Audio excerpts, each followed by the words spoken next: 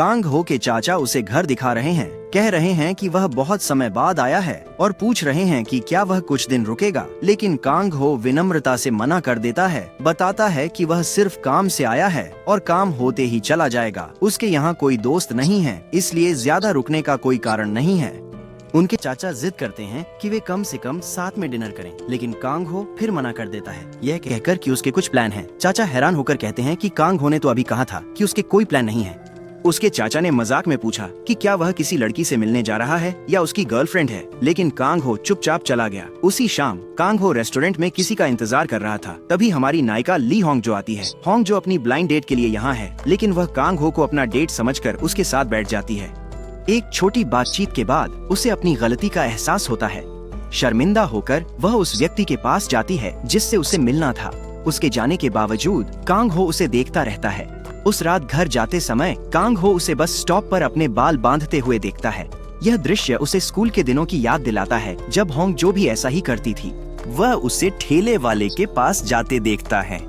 Kong हो खुद को रोक न सका, उसके पीछे गया और उसने जो खाना ऑर्डर किया था वही मंगवाया, उसे बात करने का बहाना ढूंढते हुए। जब उसने बात छेड़ने की कोशिश की, होंग जो ने जवाब नहीं दिया, तो उसने पूछा कि क्या उसे वह याद है। उसे हैरानी हुई। उसने जवाब दिया, मैं जानती हूँ तुम कौन हो, कांग हो यंग। हैरान होकर कांग हो को एहसास हुआ कि उसने उसे रेस्टोरेंट में भी पहचान लिया था, लेकिन उसे अनदेखा करने का फैसला किया।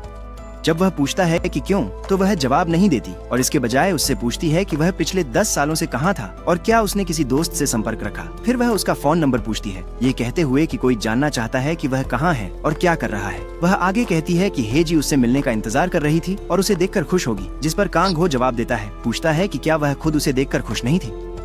होंग जो अचकचाकर उस पर अपना पेय थूक देती है, घबराकर तुरंत चली जाती है। फिर फ्लैशबैक में दिखाया जाता है कि छात्र स्कूल देर से आने पर सजा पा रहे हैं। कांग हो और होंग जो दोनों देर से आते हैं और सजा से बचने के लिए होंग जो झूठ बोलती है कि वह कांग हो की मदद कर रही थी क्योंकि उसके पैर में चोट लग गई थी, जिससे उसे देर हुई। लेकिन कांग हो उसे जानने से मुकर गया और उसे अकेले सजा भुगतनी पड़ी।